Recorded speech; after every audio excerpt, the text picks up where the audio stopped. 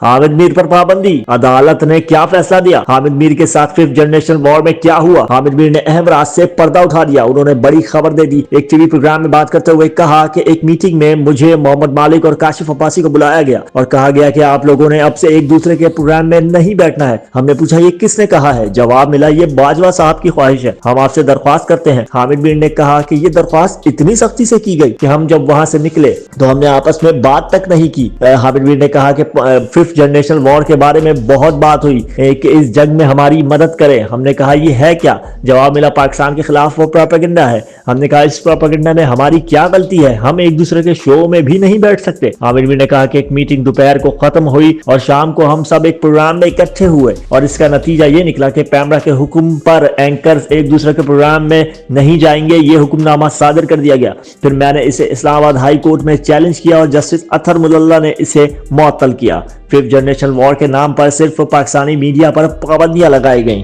हामिद मीर पर पाबंदी, अदालत ने क्या फैसला दिया? हामिद मीर के साथ फिफ्थ जनरेशन वॉर में क्या हुआ? हामिद मीर ने अहम राज से पर्दा उठा दिया। उन्होंने बड़ी खबर दे दी। एक टीवी प्रोग्राम में बात करते हुए कहा कि एक मीटिंग में मुझे मोहम्मद मालिक और काशिफ अब्बासी को बुलाया गया और कहा गया कि आप लोगों ने अब से एक दूसरे के प्रोग्राम में नहीं बैठना है। हमने पूछा ये किसने कहा है? जवाब मिला ये बाजवा साहब की ख्वाहिश है। हम आपसे दरख्वास्त करते हैं। हामिद मीर ने कहा कि ये दरख्वास्त इतनी सख्ती से की गई कि हम जब वहां से निकले तो हमने आपस में बात तक नहीं की। हामिद मीर ने कहा कि फिफ्थ जनरेशन वॉर के बारे में बहुत बात हुई कि इस जंग में हमारी मदद करें। हमने कहा ये है क्या? जवाब मिला पाकिस्तान के खिलाफ वो प्रोपेगेंडा है। हमने कहा इस प्रोपेगेंडा में हमारी क्या गलती है? हम एक दूसरे के शो में भी नहीं बैठ सकते। हामिद मीर ने कहा कि एक मीटिंग दोपहर को खत्म हुई और शाम को हम सब एक प्रोग्राम में इकट्ठे हुए और इसका नतीजा ये निकला कि पैमरा के हुक्म पर एंकर्स एक दूसरे के प्रोग्राम में नहीं जाएंगे। ये हुक्मनामा सादर कर दिया गया। फिर मैंने इसे इस्लामाबाद हाई कोर्ट में चैलेंज किया और जस्टिस अतर मुल्ला ने इसे मुअत्तल किया।